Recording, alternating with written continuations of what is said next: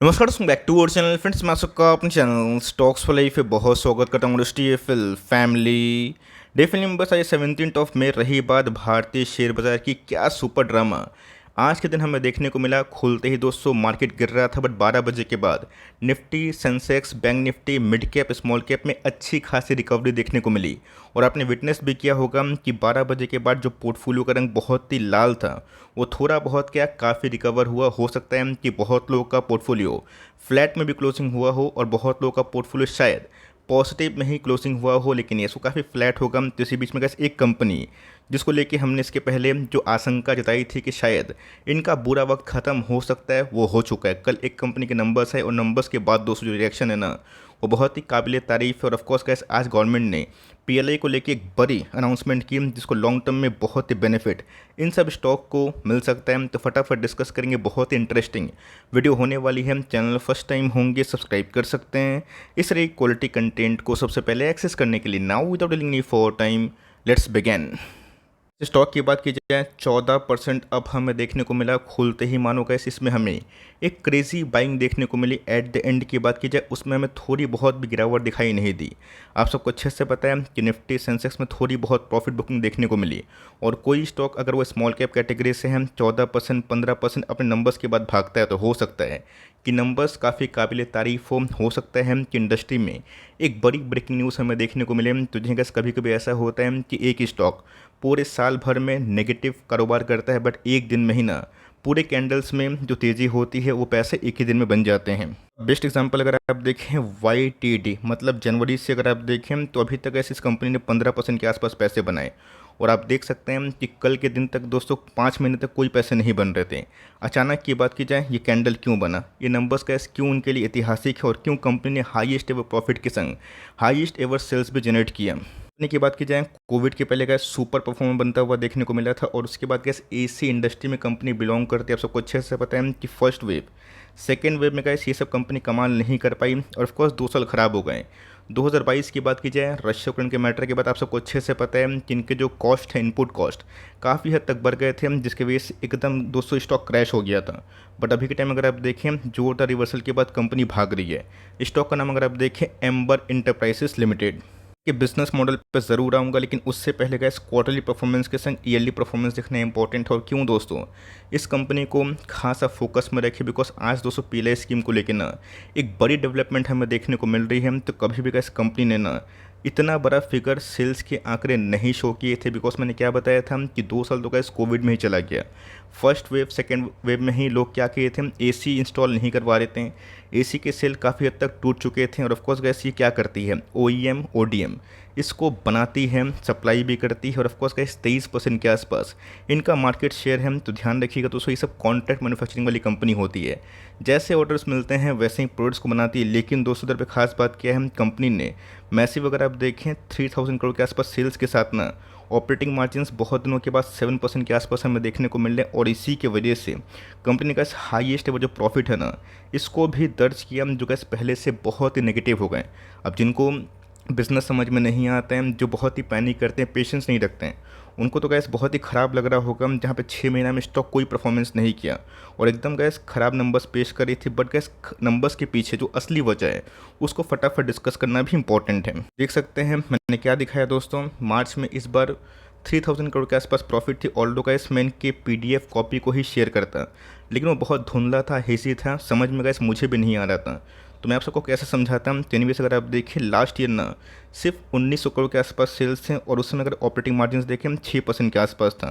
और last year दोस्तों इसी क्वार्टर में 60 करोड़ के आसपास प्रॉफिट था, जो ऑलमोस्ट डबल हो चुका है। तो पिछले कुछ समय से गैस कंपनी एकदम ख़राब परफॉर्मेंस कर रही थी।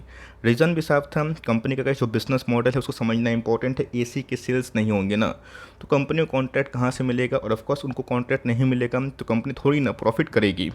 बस इसी आंकड़े के संग बस एक क्वार्टर में ही जो डेवलपमेंट हमें देखने को मिली, बहुत लोगों को लग रहा था, मुझे भी लग रहा था कि शायद कारोबार थोड़ा सा डल हो सकता है। बट दोस्तों एक क्वार्टर में जो उपलब्धि हुई ना, इसकी वजह से अगर आप देखें तो कंपनी ने मैसिव टॉप लाइन जनरेट की। ऑल्दो कैसे सब कंपनी के ऑपरेटिंग मार्जिन बहुत बड़े नहीं होते हैं। तो ऑफकोर्स इनको थोड़ा सा कम प्रॉफिट होती है, लेकिन दोस्तों कंपनी के टॉप लाइन काफ़ी अच्छे होते हैं। कंपनी को पीएलआई स्कीम का बेनिफिट मिलेगा तो कंपनी अच्छा कर सकती है। तो जिनका एक क्वार्टर के अच्छे नंबर्स के बाद समीकरण की बात की जाए काफ़ी हद तक चेंज होता हुआ देखने को मिल रहा है। और 3 साल पहले का जो कंपनी के प्रॉफिट थे ना, वही हमें देखने को मिल रहा है। मतलब ये है कि जो ख़राब टाइम था दोस्तों एसी मैन्युफैक्चरिंग कंपनी के लिए, ओईएम्स के लिए, ओडीएम्स के लिए, अभी के टाइम स्वाहा होता हुआ देखने को मिल रहा है। और कंपनी की बात की जाए उसमें हमें अच्छी खासी बाउंस बैक भी दिखाई दे रही है। तो थोड़ा बिजनेस मॉडल पे जाना बहुत ही इंपॉर्टेंट है, बिकॉज यहाँ पे एक न्यूज़ भी है जिसको मैं बहुत ही अलग से शेयर भी करूँगा। कंपनी के इस्टेब्लिशमेंट की बात की जाए 1956 के आसपास कंपनी इस्टेब्लिश हुई थी।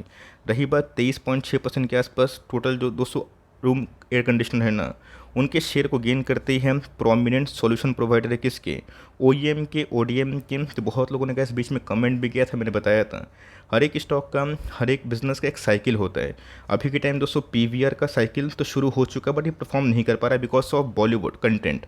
इसीलिए ऐसी कंपनी अच्छे होने के बावजूद भी गिर रही है। बट येस, जो कंपनी का इस पिछले कुछ समय से बिल्कुल परफॉर्म नहीं कर पा रही थी, जिसकी वजह से स्लो डाउन हमें देखने को मिला इंडस्ट्री में।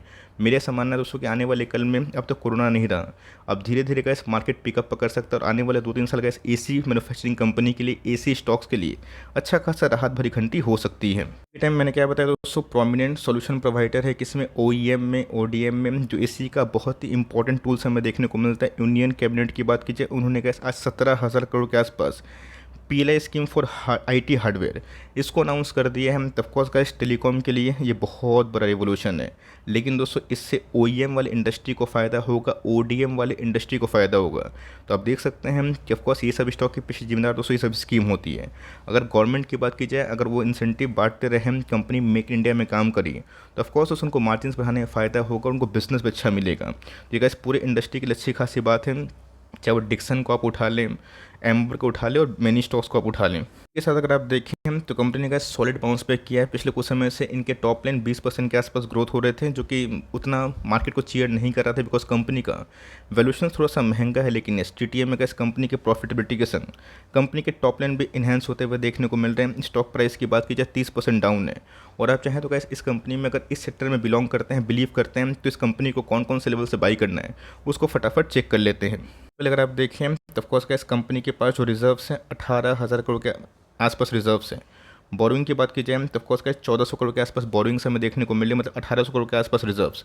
और बोरोइंग्स कुछ ज़्यादा होते हुए देखने को मिले। सिंपल सी बात है, कंपनी को अपने कैपेसिटी एक्सपेंशन के लिए कुछ ज़्यादा कर्जे की आवश्यकता हमें देखने को मिल रही है। तो मेरे हिसाब से कैसे अगर आप एकदम डेट फ्री स्टॉक में निवेश करना चाहते हैं तो आप इसको छोड़ सकते हैं। बट यस, अगर आपको पीएलआई स्कीम का बेनिफिट कोई स्टॉक्स उठाना है तो डिक्सन या फिर एम्बर, इन दोनों स्टॉक में कैसे गाइस कोई भी एक स्टॉक को 3-4% के आसपास जो वेटेज है उसको देके चल सकते हो। प्रोमोटर होल्डिंग की बात की जाए वो काफ़ी अरसे से अनचेंज्ड है। एफआईएस की होल्डिंग की बात की जाए 4% के आसपास गिरे हैं, बट डीआईएस ने और पब्लिक ने उसको उठाने की कोशिश की है। तो मोटा मोटी अगर आप देखें तो मिक्स जो शेयर होल्डिंग पैटर्न्स हैं वो हमें दिखाई दे रहे हैं। मैं इसी के बारे में डिस्कस करना पसंद करता हूँ। मैंने क्या बताया था कि 1 वीक के चार्ट में बॉलिंजर बैंड का 200 का मूविंग एवरेज, इसको मैं बहुत रिस्पेक्ट इसलिए करता हूँ बिकॉज इसके नीचे का कोई स्टॉक गिरता है ना वो थोड़ा सा और ट्रेमेंडस हो जाता है। तो यहाँ पे कैसे एक सपोर्ट मिलने की संभावना थी कहाँ पे 2200 के आसपास, जो हुआ नहीं। उसके बाद कैसे स्टॉक गिर के 1750 के आसपास आया। और आप देख सकते हैं कि पिछले कुछ सप्ताह में दोस्तों 250 इधर पे और 150 उधर पे 400 पॉइंट के आसपास एक अच्छी खासी रिकवरी हमें देखने को मिल रही है। फाइनली कैसे अगर आप देखें हम 200 का मूविंग एवरेज वीकली चार्ट पे ये इसके ऊपर ट्रेड करता हुआ देखने को मिल रहा है। यहाँ पे कैसे इनको जो रेजिस्टेंस है कहाँ मिलेगा उसको डिस्कस करना भी इंपॉर्टेंट है बिकॉज आज का जो वॉल्यूम्स कैंडल है ना वो कुछ और ही बयां कर रहा है। और एक दिन में गए जो आरएसआई इंडेक्स जो ओवरसोल्ड जोन पे था वो काफ़ी स्ट्रांग हो चुकी है। डे चार्ट की तब देख सकते हैं दोस्तों, डे चार्ट में भी इसने आराम से दोस्तों का मूविंग एवरेज है ना इसको तोड़ने की कोशिश ज़रूर की है। बीच में गए जो कैंडल्स बने हैं ना ये ऊपर की तरफ गए हैं ना नीचे की तरफ। क्लोजिंग प्राइस की बात की जाए बीच में है, जो कि अपने आप में ही एक अनडिसाइडेड जो मूव है उसको कंसिडर किया जाता है। हो सकता है कि आने वाले कल में ये जो लेवल्स हैं आपको उठाने का एक मौका मिले अगर आप इंटरेस्टेड है तो। रही बात दोस्तों गैप अप ओपनिंग इसलिए हुई बिकॉज कंपनी ने इस बार सही में अच्छा खासा प्रदर्शन किया। 1 डे के चार्ट में अगर आप देखें तो उसमें भी कैसे हमें अच्छी खासी वॉल्यूम के संग कारोबार होता हुआ दिखाई दे रहा है। कैश इधर पे क्या है कि आने वाले कल में रेजिस्टेंस क्या हो सकते हैं, टारगेट क्या हो सकते हैं। मंथली की बात कीजिए अगर आप देखें तो ऑफकोर्स कैसी 1 मंथ का चार्ट है तो हो सकता है कि थोड़ी बहुत प्रॉफिट बुकिंग देखने को मिले। अगर मार्केट में थोड़ी बहुत मुनाफा वसूली दिखाई पड़े तो ऑफकोर्स कैसे 2575 ये अपने आप में कैसे इनके नेक्स्ट रेजिस्टेंस बन सकते हैं। अगर ये 2200 के ऊपर गया और उसके बाद थोड़ी बहुत प्रॉफिट बुकिंग आई वो खरीदने का मौका हो सकता है बिकॉज उसके बाद अगर आप देखें तो नेक्स्ट रेजिस्टेंस उससे बहुत ही ऊपर है, जो अपने आप में ही लाइफ टाइम हाई है, बिकॉज आप सबको अच्छे से पता है कि इसमें जो क्रैश हुआ था ना, उसके पीछे की वजह क्या थी कि इंडस्ट्री बहुत डल हो चुका था। और ऑफकोर्स उसको स्टॉक प्राइस की बात की जाए, मंथली चार्ट में भी ओवर सोल्ड हो चुका था, जो अपने आप में ही ओवर सोल्ड के बाद एक अच्छी खासी बढ़त दिखा रहा है। तो कंपनी ख़राब नहीं है, आपके पास कोई भी एग्जिस्टिंग क्वांटिटीज़ में कंपनी होल्ड करें और ख़रीदने का मौका मिलता है। थोड़ा अगर जो गैप है अगर वो फिल होता है और फिर से कैसे आपको 2050 या फिर उससे नीचे खरीदने का मौका मिलता है, तो थोड़ी सी क्वांटिटी बाई कर सकते हैं उस केस में, जब कोई इसका बिजनेस मॉडल समझ में नहीं समझ में आता है, आपको लग रहा है कि ऑपरेटिंग मार्जिन काफ़ी कम है, आप छोड़ सकते हैं। हर एक बॉल को मारना ज़रूरी नहीं है, कुछ छोड़ना भी ज़रूरी होता है, बिकॉज मार्केट में और भी अच्छे स्टॉक्स अवेलेबल है। बट कंपनी पर अगर आपको फेथ है, भरोसा है, तो कंपनी अच्छी है। और मुझे लगता है कि पहले इंसेंटिव से कैसे इस कंपनी को लॉन्ग टर्म में फ़ायदा होगा, नंबर्स भी कमाल के हैं। आपके पास कोई भी स्टॉक, कोई भी पोजीशन, कोई भी लेवल्स में इसको होल्ड करे, बिकॉज मुझे लगता है कि जो ख़राब टाइम था एसी कंपनी के लिए, ओईएम के लिए, ओडीएम के लिए, वो समाप्त हो चुका है। और मुझे लगता है कि आने वाले 1-2 साल इनके लिए बहुत ही अच्छा मार्केट गेन हो सकता है और मार्केट इनका बढ़ेगा भी। आपका क्या व्यू है कमेंट बॉक्स में ज़रूर बताइएगा। वीडियो अच्छी लगी तो प्लीज़ लाइक करिएगा और चैनल फर्स्ट टाइम होंगे सब्सक्राइब करके बेल आइकन को प्रेस करना भी ना भूलिएगा। तो गाइस मिलते हैं जल्दी ही, तब तक के लिए bye. Thanks for listening friends, God bless you all.